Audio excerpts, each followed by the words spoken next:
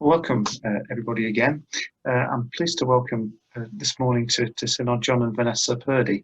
John and Vanessa are based in the Bishop Auckland Shildon circuit, and they've been doing a lot of work with some of their churches on eco-church. So I'm going to ask them a few questions about that. So John and Vanessa, I wonder if you could tell us a little bit about the eco-church awards. What are they? Vanessa. They're organised in England by a group called Arosha, and Arosha awards churches and circuits and districts for thinking about the environment in their liturgy and prayers and sermons, and then that they put them into practice in how they use their church buildings, how they look at energy conservation, how they create a better environment in their church grounds, and how they ethically and sustainably invest their finances. So there's quite a lot to do with the life of the church. And if we manage to do all of that and work together as a congregation in those broad areas, we get awards, beginning with bronze, then stepping up to silver, and then finally the top award is gold. That's excellent. So really it's about both our thought and our practice in relation to our engagement with creation. You've achieved a bronze award at Bishop Auckland. I wonder if you could tell us a little bit about what you needed to do to achieve the bronze award. We gathered a few of the congregation together in a room and started going through the online survey back in January, February time, looking at the different questions on our church practice and how we use our building.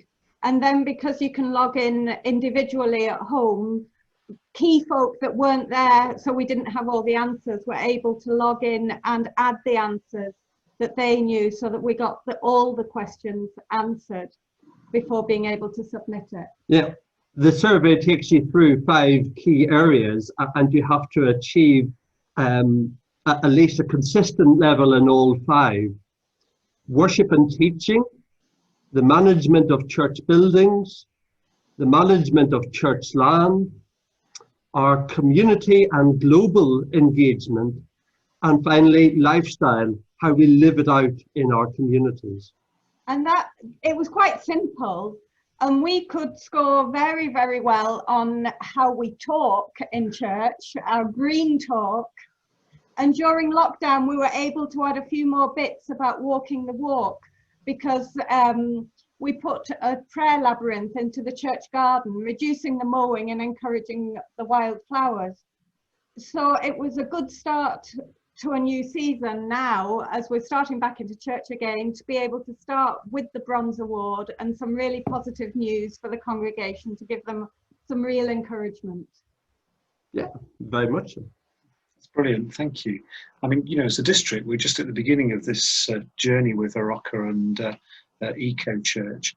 I mean, for you, now you've achieved a bronze award, what's the next step? What's your next ambition?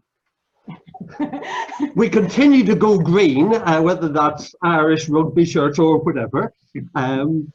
We investigate solar panels, battery storage, heat exchangers, perhaps more EV charge points for the local community, maybe a pond for wildlife, more planting of hedges, wildflower borders, reducing waste, recycling more, doing all of this together as a congregation, advancing step by step and inspiring each other and being inspired by others around us towards a silver award. I've got one final question for you, which is about whether you've got any words of encouragement for churches or circuits which might be thinking of working towards an award.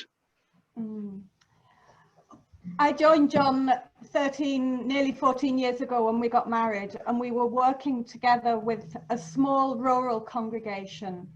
It's not a new scheme at all. It's been around for about 20 years all in all. But with that little congregation 13 years ago, which had 50% asylum seekers, and then now in Bishop Auckland, in a much bigger town setting, we've learned that it can work well with all congregations, however big they are, whatever their situation is. So, yeah. And with COP26 postponed for a year, but will take place in Glasgow, it doesn't mean that we need to stop.